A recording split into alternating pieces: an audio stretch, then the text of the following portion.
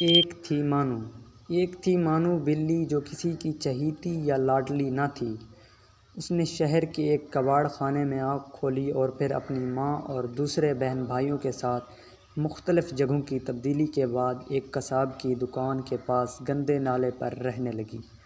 وہ ذرا بڑی ہوئی تو ایک دن اس کی بہن رانو بلی کو ایک بہت پیاری سی بچی ایک بڑی سی گاڑی میں بٹھا کر لے گئی اور اس کا بھائی شانی بلّا ایک خونخوار کتے کے ہاتھوں دنیا سے رخصت ہو گیا۔ وہ ذرا بڑی ہوئی تو اس کی ماں اسے چھوڑ کر چلی گئی۔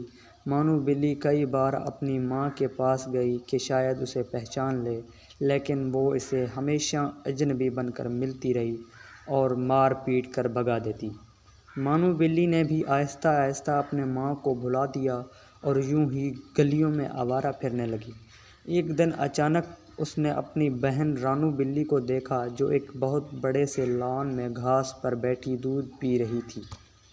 مانو بلی فوراً آگے بڑھی اور اسے پکارا، لیکن اس نے بھی بہن کو پہچاننے سے انکار کر دیا اور اسے اپنے گھر سے نکال دیا۔ مانو بلی کا دل ٹوٹ گیا۔ وہ باہر نکلی تو اسے ایک نہایت گندے بچے نے نشانہ لے کر ایک پتھر اسے دے مارا۔ پتھر اس کی ٹانگ پر لگا اور وہ لنگڑا کر گر پڑی۔ بچے کے ساتھی اس کے سنہری کارنامے پر کہکہے لگانے لگے۔ مانو بلی بڑی مشکل سے اٹھی اور اپنی زخمی ٹانگ کے ساتھ بھاگ کھڑی ہوئی کہ کہیں باقی بچے بھی پتھر لے کر اس پر اپنا نشانہ نہ آزمانے لگیں۔ اسے انسانوں پر غصہ آنے لگا کہ وہ کس دیدہ دلیری سے ہم جیسے معصوم جانوروں پر ظلم کرتے ہیں اور انہیں کوئی کچھ نہیں کہتا۔ وہ اپنی زخمی ٹانگ کے ساتھ ایک گھر میں داخل ہوئی تو وہاں ایک مہربان بچے سے اس کا واسطہ پڑا۔ بچے کو اس کی حالت پر بہت ترس آیا۔ کچھ دیر بعد وہ اس کے لیے ایک پیالے میں دودھ لے آیا۔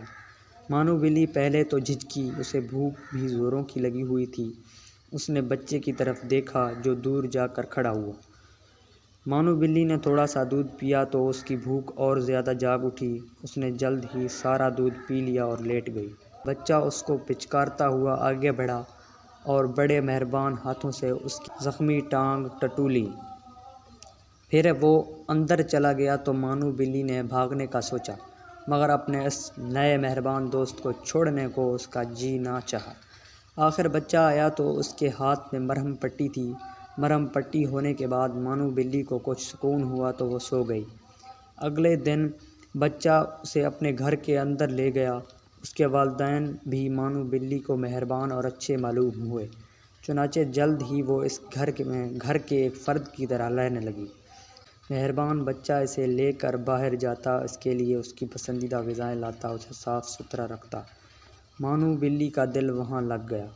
ان سب کی مہربانیوں کا صلہ اس نے یہ دیا کہ اس گھر میں سے تمام چوہوں کو گھر چھوڑنے پر مجبور کر دیا۔ لال بیگ اور دوسرے کیڑے مکوڑے بھی اس نے ختم کر ڈالے۔ جب وہ آئی تھی چوہوں کی جان پر بنی ہوئی تھی، ان کا کوئی حربہ کامیاب نہ ہوتا۔ مانو بلی جھٹ انہیں پکڑ لیتی اور کھا جاتی۔ اچھا کھانا، آرام اور سب کی توجہ ملنے لگی تو مانو بلی آہستہ آہستہ کام چور ہونے لگی۔ کھا پی کر وہ سارا دن اور رات سوتی رہتی، اکثر چوری چھپے دودھ بھی پی لیتی، کبھی دوسری چیزیں بھی چپکے سے ہڑپ کر جاتی۔ زیادہ کھانے کی وجہ سے مانو بلی بہت موٹی ہو گئی، چلنا پھرنا اس کے لیے دو بھر ہو گیا۔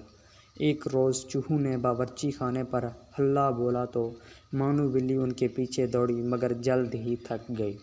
چوہے بھی مانو بلی کی کمزوری جان گئے تھے۔ وہ ہر روز ادھر ادھر پھرتے اور مانو بلی انہیں پکڑ نہ پاتی کیونکہ وہ بہت موٹی ہو گئی تھی۔ دوڑنے سے اس کا سانس پھول جاتا اور وہ تھک جاتی۔ ایک دن اس نے گھر والوں کو کہتے سنا کہ مانو بلی کو واپس چھوڑ دینا چاہیے کیونکہ یہ کسی کام کی نہیں رہی۔ اتنا سن کر اس کے ہوش اڑ گئے۔ اسے اپنی آوارہ گردی اور غریبی کے دن یاد آ گئے۔